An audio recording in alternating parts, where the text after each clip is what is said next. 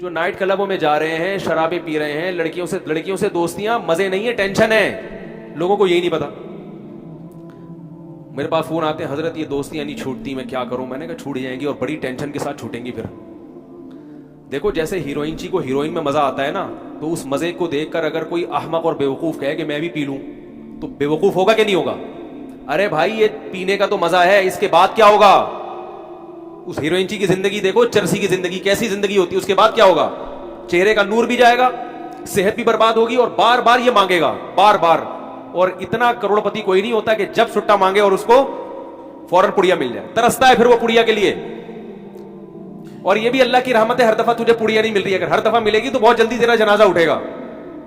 تو جیسے یہ نشہ ہے, تو لڑکیوں سے جو حرام دوستیاں ہیں وہ بھی چرس اور ہیروئن کی طرح نشہ ہے. جو لوگ اس نشے میں پڑ گئے ان کی ظاہری خوشی کو نہ دیکھو.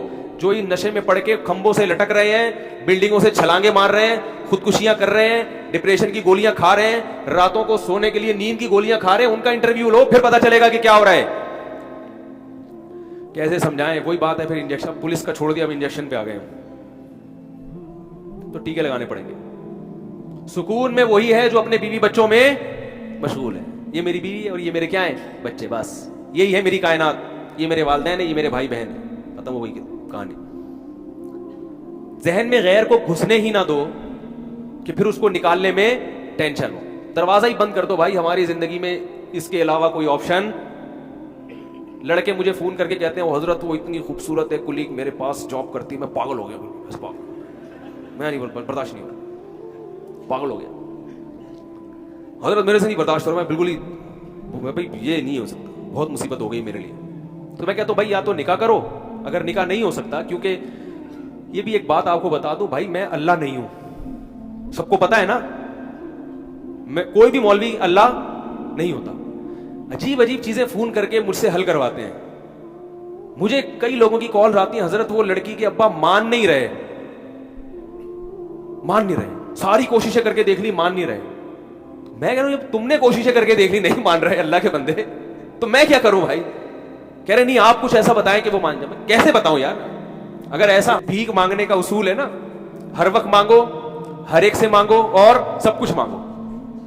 اگر اس کے پاس پیسے نہیں, بولے بھائی یہ ٹوپی دے دو اپنی مجھے, تب کچھ نہ کچھ مل جائے گا, اکٹھا ہو جائے گا. چندہ مانگنے کا بھی یہی اصول ہے, ہر ایک کو دیکھ کے چندہ مانگو, غریب کو بھی دیکھ کے, سیٹھوں کو بھی دیکھ کے, اور سب کچھ مانگو. اگر اس کے پاس پیسے نہیں ہے تو بھائی جو چیز ہے وہ دے دو یار, راشن دے دو, اور ہر وقت مانگو. جب بھی ملے, جو چندہ مانگنے کے جو ایکسپرٹ ہے نا ان کا یہ اصول ہے, جب بھی ملے یہ کام تو ضرور کرو, دوسرے کام کرنے کے ساتھ چندہ.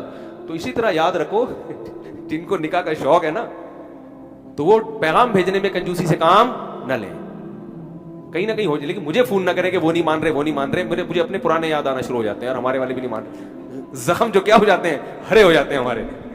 تو ہم کوئی خدا نہیں ہے بھائی جو آپ کی مشکلات کو حل کریں. آپ نے پیغام بھیج دیا, قبول ہو گیا, بہت اچھی بات ہے, نہیں ہوا کوئی بات نہیں یار, کہیں اور ٹرائی کرو.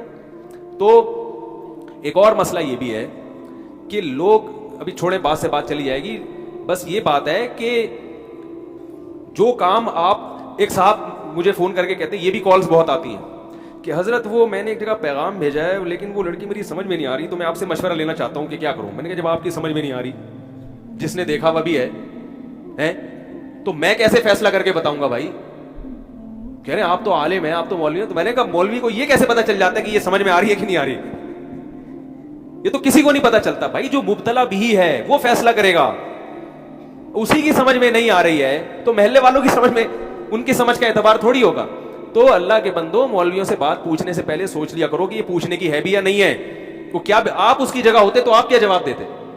لیکن لوگ پتہ ہے کیوں پوچھتے ہیں کہ بعض مولویوں نے یہ روحانی سینٹر کھولے ہوئے ہیں, تو اس دھوکے میں لوگ مجھے فون کر دیتے ہیں. وہ روحانی سینٹر میں پھر کچھ پڑھ کے بتاتے ہیں, ہاں میرے خیال کے مطابق یہ سمجھ میں آ رہی ہے.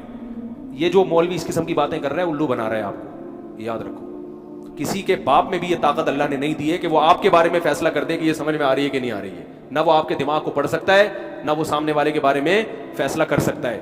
اپنے بارے میں ہاں مشورہ ضرور لے لیا کرو کسی سے کہ بھائی یہ خصوصیات بھی ہیں, یہ بھی ہیں, تو آپ ذرا بتا دیں کہ ان دونوں خصوصیات میں کون سی صفات ایسی ہیں جن کو ترجیح دینی چاہیے. یہ ایک الگ چیز. تو میں یہ عرض کر رہا تھا, کیا بات چل رہی تھی یار, یہ ابھی جو بات آئی نا یہاں پہ, ہاں تو میں یس کر رہا تھا کہ بھائی وہ جو مجھے لوگ فون کرتے ہیں کہ وہ یوں ہیں اور وہ ہیں، بھائی میں تو پاگل ہو گیا ہوں، پاگل ہو گیا ہوں میں. تو بھائی پاگل، اگر پہلی بات تو یہ آپ پاگل ہوئے کیوں؟ آپ اس کو دیکھتے کیوں تھے آفس میں جا کے؟ اللہ نے نظر جھکانے کا حکم دیا کہ نہیں دیا؟ کیا خیال ہے؟ اور اگر آپ کو پتا چل گیا، کہیں نظر پڑ گئی یا کہیں پتا چل گیا، تو اللہ نے کہا بھی پیغام بھیج دو، پیغام بھیج دیا، ہو گیا. نہیں ہوا تو وہاں تک پہنچنے ہی نہ دو کہ راتوں کی نیندیں اڑ جائیں. یہاں تک جو آپ نے اپنے آپ کو پہنچایا ہے تو یہ یقیناً گناہ کیا ہے آپ نے. آپ اضافی بے تکلفی کے مرتکب ہوئے ہیں. آپ نے کہہ کے لگا کے گپیں، ورنہ کوئی بھی ایسا نہیں ہوتا کہ بہت کوئی خوبصورت ہو تو ایک دم لٹو ہو جائیں. جب تک آپ نے بے تکلفی والا معاملہ نہیں کیا ہوگا، گپیں نہیں ماری ہوں گی، ناجائز کی طرف نہیں گئے ہوں گے، لٹو ہونے کا واقعات عام طور پر وجود میں نہیں آتے. اور ہم تو پھر بھی بہت براڈ مائنڈیڈ مولوی ہیں جو آپ کو کہتے ہیں لٹو ہو گئے تو نکاح کر لو. کسی دوسرے مولوی کے پاس جاؤ گے تو کہے گا لٹو ہوئے کیوں، لہذا اب اس سے نکاح نہیں کرو. آئی بس. تو پھر بھی کہہ رہے چلو بھائی نکاح کر لو یار، شریعت نے ترغیب دی ہے کہ اگر کہیں لٹو ہو گئے ہو تو نکاح کر لو. لیکن اگر وہ نہیں ہو رہا تو ضروری تھوڑی وہ بھی آپ پہ لٹو ہو. اب وہ مجھے فون کر رہے ہیں کہ جیسے میں لٹو ہوں اس کو بھی لٹو کروائیں. یہ نہیں ہو سکتا بھائی، یہ ہمارے پاس ایسی، یہ تو پولیس بھی نہیں کروا سکتی، ہم کہاں سے کروائیں گے یہ. تو حرام کی طرف جب آپ جاؤ گے تو سب سے پہلا نقصان، اللہ آپ کے دل کا سکون چھین لے گا.